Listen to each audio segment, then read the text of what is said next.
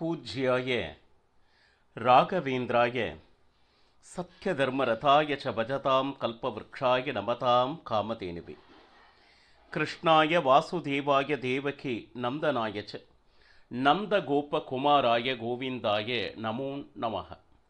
ஐந்தாவது வேதம் என்று போற்றப்படும் மகாபாரதம் பார்த்து வருகிறோம். 12 வருட கால வனவாசம் முடிந்து ஒரு வருட அஞ்ஞான வாசத்தில் விராட்ட நகரத்தில் வசிக்கலாம் என்று தீர்மானித்து ஒவ்வொருவரும் அவருக்கு தகுந்த வேஷங்களை தரித்து அது வேஷமானாலும் பிறர் கண்ணுக்கு தெரியாதபடி யக்ஷனுடைய அனுகிரகமும் இருக்க இப்போ துர்காதேவியினுடைய பரிபூர்ண கடாட்சமும் பாண்டவர் மேல் விட இப்போ பாண்டவர்கள் ஐவரும் அவரவர் வேஷத்தை பூண்டு விராட்டராஜரிடம் கூறி அந்த விராட்டராஜ நகரத்துக்குள் நுழைந்தனர். இப்போ திரௌபதி வர வேண்டும். திரௌபதி எப்படி அப்படின்னு கேட்டிங்கன்னா, எவ்வளவு வேஷம் போட்டாலும் அதிபயங்கர சுந்தரி, அழகுன்னா அப்பேற்பட்ட அழகு. அப்போ யாராலும் எளிதில் கண்டுபிடித்து விடுவார்கள். இப்போ மற்றவா விராட்டராஜனை எதிர்கொண்டு அவன் கேட்ட கேள்விகளுக்கு தக்க பதில் சொல்லி உள் சென்றனர். ஆனால் திரௌபதி அந்த ராஜ்ய சபைக்குள் போக முடியாது. அப்போ இவ என்ன செய்தாள் அப்படின்னா, அந்த விராட்டராஜனுடைய பத்னி சுதேஷ்னா அவளுடைய அந்தப்புரம் எங்கு இருக்கிறதோ அதற்கு வெளியே திரௌபதி தன்னுடைய நீண்ட கூந்தலை சரி அது என்ன பண்ணா முடிந்து கொண்டு தான் யார் என்று தெரிவிக்க கூடாது அப்படின்னு சொல்லிட்டு ஒரு பழைய வஸ்திரம், அழுக்கான வஸ்திரம், அதில் கிழிசலும் இருந்தது அப்படின்னு எழுதுறாங்க. அதை பொறுத்து கொண்டு அந்த அந்தப்புரத்துக்கு வெளியே இப்படி அப்படின்னு சொல்லிட்டு ஓடாடி கொண்டு இருக்கிறாள் திரௌபதி. சரி, ஆனால் அந்த அந்தப்புரத்தில் இருக்கக்கூடிய அந்த தாசியர்கள் பார்த்தோம்னா யாரோ ஒருத்தர் ரொம்ப நேரமாக இந்த இடத்துலையே இருக்காளே அப்படின்னு சொல்லிட்டு அது ராணியிடம் போய் சொல்ல சுதேஷ்னா பார்த்தால், பா இந்த மாதிரி ஒரு அழகியை பாருங்க, இத்தனைக்கும் தலையை சரிவர அதை முடியவில்லை, கிழிந்த ஆடைகளை உடுத்தி இருக்கிறாள், அதிலும் கிழிசல் இருக்கிறது. அதையும் தாண்டி அவளுடைய அழகானது ஜொலித்து கொண்டு இருக்கிறது அப்படின்னு சொல்லிட்டு மகாபாரதம் வர்ணிக்கிறது. ஒருவேளை இவள் யாராக இருக்க முடியும் அப்படின்னு சுதேஷ்னா வானத்தில் இருந்து வந்திருக்கக்கூடிய ஒரு தேவதையாக இருக்கமோ இல்லை, அப்சரா ஸ்திரீயாக இருக்கமோ இல்லை, ஒருவேளை மகாலட்சுமியே நம்முடைய ராஜ்யத்திற்குள் மாறு வேஷத்தில் இங்கும் அங்கும் அலைகிறாளோ, இப்படி அவளை ஒரு என்ன சொல்லுது வேலைக்கார பெண்மணி அப்படின்னு கொஞ்சம் கூட சிந்திக்க கூட தெரியவில்லை சுதேஷ்னாவிற்கு. சரி, அப்போ அவளை அழைத்து சுதேஷ்னா கேட்கிறாள், அம்மா யாரம்மா நீ? தேவதையா, அப்சரா ஸ்திரீயரா, எந்த தேவதை, கந்தர்வ தேவதையா, இப்படி எல்லாம் பல கேள்விகளை கேட்க உடனே அப்புறம் திரௌபதி சொல்றா, நான் நீங்கள் நினைக்குமாறு எந்த தேவியும் இல்லை, நான் அந்தப்புரத்தில் வேலைக்காக வந்திருக்கிறேன், சேவகம் செய்வதற்காக வந்திருக்கிறேன், நான் நன்றாக சந்தனத்தை அரைக்கும் பணியை செய்வேன், மட்டுமின்றி அந்த சிகை அலங்காரம் நல்லபடியாக செய்வேன், அப்படியெல்லாம் தன்னை பற்றி என்ன சொல்லுதோ அறிமுகப்படுத்தி கொண்டு இருக்கிறார். இதில் என்ன அப்படின்னு கேட்டிங்கன்னா, இவ்வளவு அழகான ஒருவளை வேலைக்கு அமர்த்தும் பொழுது நிச்சயமாக என்னுடைய கணவன் பார்த்தால் நிச்சயமாக விபரீதம் ஏற்படும். ஏன்னா இவளுடைய அழகு அப்பேற்பட்டதாக இருக்கிறது. அப்போ என்ன ஆச்சு அப்படின்னு கேட்டிங்கன்னா, நிச்சயமாக என்னுடைய வாழ்க்கையே பாதிக்கக்கூடிய வாய்ப்பு இருக்கிறது என்று பயந்தாள் சுதேஷ்னா.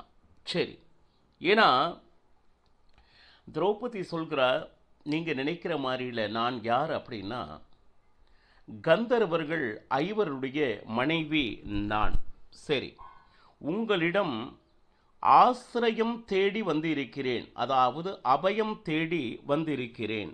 சரி, நான் நன்றாக பூக்களை எல்லாம் கட்டுவேன். சரி, மணிகளை நல்லபடியாக மாலைகளாக கோர்ப்பேன். சரி, அந்த சத்யபாமே ருக்மணி அவர்களுடைய இடத்தில் நான் வேலை செய்திருக்கிறேன். அது மட்டுமல்லாமல் திரௌபதி அவளுக்கு பலவிதமான சிற்சுஷை நான் செய்திருக்கிறேன் அப்படின்னு சொல்லிட்டு தான் யார் என்பதை, எனக்கு ஒரு விரதம், அந்த விரதத்தை பூர்த்தியாக கழிக்க வேண்டி இருக்கிறது. சரி, பல நாட்கள் என்னால் இங்கு இருக்க முடியாது. சரி, 1 வருடம் நான் இங்கு உங்களுடைய ஆசிரியம் தேடி வந்திருக்கிறேன் அப்படின்னு சொல்லிட்டு பாருங்க. அவருடைய தேசம் என்ன, அவருடைய கணவன்மார்கள் 5 பேர் எப்படி அப்படின்னு கேட்டீங்கன்னா, தர்மராஜன்னா தர்ம தேவதை, அப்படி தர்மதேவ, வாயு தேவன், இந்திரன், அஸ்வினி தேவதைகளினுடைய மனைவி நான். அப்போ அப்பேற்பட்ட நீங்க நினைக்கிற மாதிரி பயப்படுறதுக்கு எந்த விதமான இல்லை. ஏன்னு கேட்டீங்கன்னா, இவளுடைய அழகை பார்த்து அவள் பயந்தால் யாரே ஆனாலும் இவளுடைய அழகில் சொக்கித்தான் போவார்கள் என்பது சுதேஷ்ணாவனுடைய மனதில் இருக்கக்கூடிய ஓட்டம்.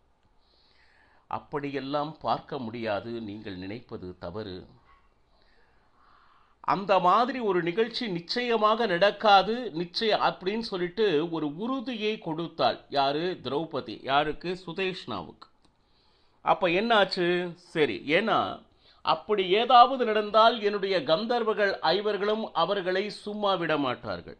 சரி, அது போக பாருங்க,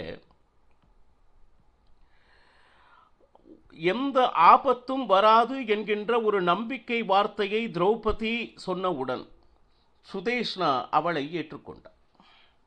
இப்போ பாண்டவர்கள் 5 பேரும் திரௌபதியும் விராட்டராஜனுடைய அரண்மனையில் நுழைந்தாயிற்று. இப்போ இந்த நேரத்தில் ஒரு அற்புதமான ஒரு விஷயம் நடந்தது. என்ன அப்படின்னு கேட்டிங்கன்னா, விராட்டராஜ நகரத்திலே, சரி, அங்கே பக்கத்தில் ஒரு ஈஸ்வரனுடைய தேவஸ்தானம் இருக்கு. அந்த தேவஸ்தானத்தில் ஒரு விழா, மிகப்பெரிய மல்லர்கள்லாம் வந்திருக்கக்கூடிய ஒரு அற்புதமான ஒரு என்ன சொல்லுது விழா. அதில் மல்லர்கள்னா அந்த குஸ்தி சண்டை, அந்த விழா அப்படின்னா அந்த குஸ்திகளை எல்லாம் செய்து அங்கே இருக்கக்கூடிய ராஜனுக்கு சந்தோஷத்தை கொடுக்கக்கூடிய ஒரு அற்புதமான விழா. சரி, இதில் என்ன அப்படின்னு கேட்டிங்கன்னா, அந்த விழாவினுடைய மேலையில் இருந்து ஈஸ்வர சன்னிதானத்தில் இருந்து, சரி பாருங்க, அங்கிருந்து என்னோடு போருக்கு வருபவர் யார் அப்படிங்கிற சப்தம் கேட்குது. ஏன்னா அவன் யாருன்னா ஈஸ்வரனுடைய பரிபூர்ண அனுகிரகத்தை படைத்த ஜீமூதா அப்படிங்கிற பெயருடைய மிகப்பெரிய மல்லன். அவனோடு யாராலும் போர் புரிய முடியாது, அந்த மாதிரி பலவான். அப்போ விராட்டராஜன் மிகப்பெரிய கவலையில் ஆழ்ந்தான். நம்முடைய தேசத்துக்கே ஒரு இழுக்காகி விடுமே, யார் என்னுடன் போர் புரிய வருவீர்கள் அப்படின்னு சொல்லிட்டு சவால் விட்டு கொண்டு இருக்கிறான், என்ன செய்ய அப்படிங்கும் போது பாருங்க, தர்மராஜன் விராட்டராஜனை பார்த்து, நீ அதை பற்றி கவலைப்பட வேண்டாம், நம்மளுடைய தேசத்திலேயே அவனை எதிர்க்கக்கூடிய ஒரு அற்புதமான ஆள் இருக்கிறாங்கோ அப்படின்னு சொன்ன உடனே விராட்டராஜன் முகத்தில் மகிழ்ச்சி ஏற்பட்டது. யார்? சமையல் கரையில் வல்லவன் வளலா இருக்கிறான் இல்லையா, அவன் வெறும் சமையலில் மட்டும் சிறந்தவன் இல்லை, எனக்கு தெரியும். அந்த குஸ்தி, அந்த விளையாட்டில் மிகப்பெரிய என்ன சொல்லுது சாதனை செய்திருக்கிறான் தர்மராஜனுடைய சபையிலே, நான் பார்த்திருக்கிறேன். எப்பேற்பட்ட மல்லரையும் வெல்வான், நீ அதை பற்றிய கவலையை விடு அப்படின்னு சொல்லிட்டு பாருங்க, தர்மராஜன் கங்காய் என்கின்ற பெயரில் இருக்கிறான் இல்லையா, விராட்டராஜனுக்கு மிகப்பெரிய தைரியத்தை கொடுத்தான், மனம் மகிழ்ந்தான் விராட்டராஜன். ஏன்னா ஒரு தேசத்திற்கு அவமானம் ஏற்படுத்தும் வரையில் ஒரு வீரன் அரைகூவல் விடுத்து இருக்கிறான், அதை எதிர்கொள்ள முடியவில்லை என்றால் அதைவிட அவமானம் வேறென்ன இருக்கிறது. ஆனால் அதற்கு ஒரு தீர்வை தர்மராஜன் சொன்னா அப்படின்னா பாருங்க, ரொம்ப ரொம்ப ரொம்ப ரொம்ப சந்தோஷம். உடனே இந்த தகவல் அந்த வளலா சமையற் கலைஞன் பீமசேனனுக்கு தெரிவிக்கப்பட்டது. பயங்கர சந்தோஷம் பீமசேனனுக்கு. ஏன்னா கை அரிச்சிட்டு இருக்கு. அவங்களுக்கெல்லாம் எப்படி அப்படின்னு கேட்டிங்கன்னா, சண்டை போட்டுட்டே இருக்கிறவளுக்கு என்னடா வெறும் சமையல் கட்டிலேயே நம்மளுடைய வேலை முடிஞ்சுடுத்தோ அப்படின்னு சொல்லிட்டு நினைக்கிற நேரத்தில் அற்புதமான வாய்ப்பு. ஏன்னா ஏதாவது சண்டை ஏற்படுற சூழ்நிலை இருந்தாலும் தர்மராஜன் அங்கெல்லாம் போகாதே, நீ ஏதோ ஒன்று ஆயிட்டா கண்டிப்பாக நீ எனக்கு வேணும் அப்படின்னு சொல்லிட்டு பொத்தி பொத்தி அவனுக்கு மிகப்பெரிய வாய்ப்புகளே கிடைக்காத மாதிரி இருந்த ஒரு தருணத்திலே என்னுடைய குருகளே அழைத்திருக்கிறார். யார்? தர்மராஜன் வேறையா? தன்னுடைய அண்ணனே குருன்னு சொல்கிறான். அண்ணனே அழைத்து இந்த சண்டையை நீ செய்ய வேண்டும் அப்படின்னு சொல்லிட்டு கூப்பிட்டுருக்காருன்னு உடனே ராஜன் சொல்கிறான், அப்பா வளலா, நீ நினைக்கிற மாதிரி சாமான்யன் அல்ல அவன். மகாதேவன் ஈஸ்வரனுடைய பரிபூர்ண அனுகிரகத்தை பெற்றவன். அவன் அரை கூறல் யாரோ ஒரு மல்லனுக்கு கொடுக்கவில்லை, இந்த தேசத்திற்கு கொடுத்திருக்கிறான். இது மல்லர் விளையாட்டை விட இந்த தேசத்தினுடைய நற்பெயரை ஏற்படுத்தி கொடுக்கக்கூடியது. இந்த பெயரை எடுத்து தர வேண்டிய பொறுப்பு உன்னுடையது அப்படின்லாம் சொல்றார் விராட்டராஜன். அதற்கு பீமசேனன், மகாராஜா, இதை பற்றி நீங்கள் கவலைப்படாதீர்கள், நான் பார்த்து கொள்கிறேன். இந்த நம்பிக்கை இருக்கு இல்லைங்களா, நான் இருக்கிறேன் அப்படின்னு சொல்லிட்டு பாருங்க. அவன் மகாதேவனுடைய பக்தன், ஈஸ்வரனுடைய பக்தன். ஆனால் நம்ம பீமசேனன் எப்படின்னா சதா சர்வ காலமும் விஷ்ணு பக்தன். என்னவே எந்த தேவதைகளை அவன் நமஸ்கரித்தாலும் அவனுடைய உள்ளத்தில் சாக்ஷாத் ஸ்ரீஹரியே நிலை பெற்றிருக்கிறார். கிருஷ்ணனுடைய பக்தன். எந்த ஒரு விஷயமாக இருந்தாலும் அவரை பிரேரணை செய்யாது, நமஸ்கரிக்காது, ஆசீர்வாதம் கொள்ளாது, அனுமதி பெறாது எந்த ஒரு காரியத்தையும் தொடங்குவதில்லை பீமசேனன். இப்போ அற்புதமான ஒரு கட்டம், ஒரு மல்லனுடைய சபை ஏற்பாடாயிற்று. இதுக்கு முன்னாடி பாண்டவர்கள் பார்த்தீங்கன்னா எப்படி அவர்கள் நாட்களை நகர்த்தினார்கள் அப்படின்னு சொல்லிட்டு ரொம்ப சுவாரஸ்யமாக மகாபாரதம் வர்ணிக்கிறது.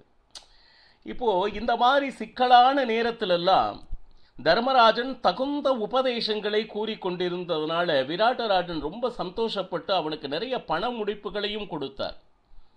உடனே தர்மராஜனுக்கு பயங்கர சந்தோஷம். அதை எடுத்துக்கொண்டு தன்னுடைய தம்பிகள் 4 பகிர்ந்து அளிப்பான். செலவுக்கு வச்சுக்கோங்க அப்படின்னு சொல்லிட்டு. ஏன்னா என்னதான் இருந்தாலும் வேஷம் தரித்து பாவம் 1 வருட காலம் நான் அந்த பகடை ஆட்டத்தில் இவர்களை இழந்ததனால் தானே இவர்கள் இவ்வளவு கஷ்டப்படுகிறார்கள் என்கின்ற உள்ளூர அந்த ஒரு விஷயம் இருந்து தானே இருக்கும், இந்த துக்கம் சோகம். அப்போ கொடுத்து மகிழ்வான் தர்மராஜ்.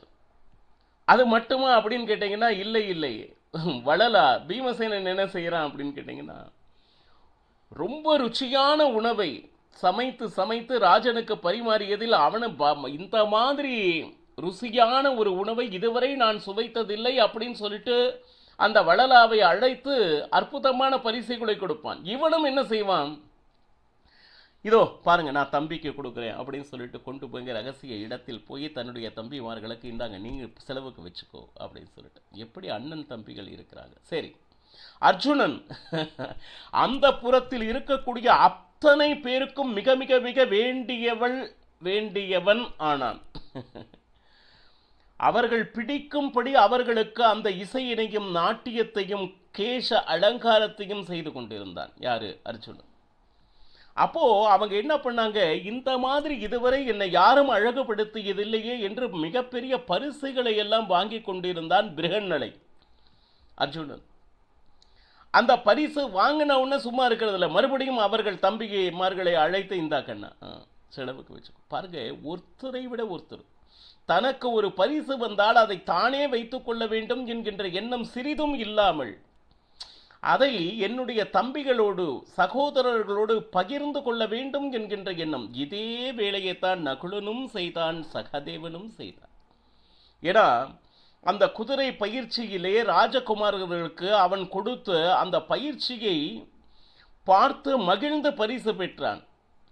அந்த கோசாலையில் இருக்கக்கூடிய கிடைக்கக்கூடிய பால், தயிர், வெண்ணெய் இது அத்தனையும் ராஜனுக்கு கொடுத்து பரிசுகளை பெற்றான். யார் ஒருவரும் அந்த பரிசையை வாங்கிய மறு நிமிடம் தானே வைத்துக் கொள்ள வேண்டும் என்கின்ற எண்ணம் பாண்டவர்களுக்குள் ஒருத்தருக்கு கூட வந்ததில்லை. உடனடியாக என்னுடைய சகோதரர்களிடம் அதை பகிர்ந்து கொள்ள வேண்டும் என்று நினைத்தனர். இதெல்லாம் மகாபாரதம் நமக்கு கற்றுத்தரக்கூடிய பாடம்.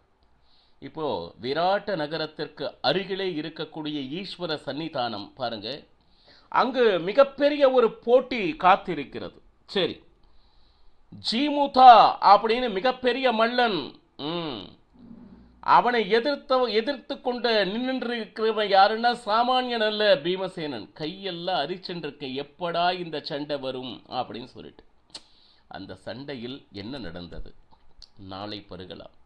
சர்வம் ஸ்ரீகிருஷ்ணார்ப்பணமஸ்து. ஹரே ஸ்ரீனிவாசா.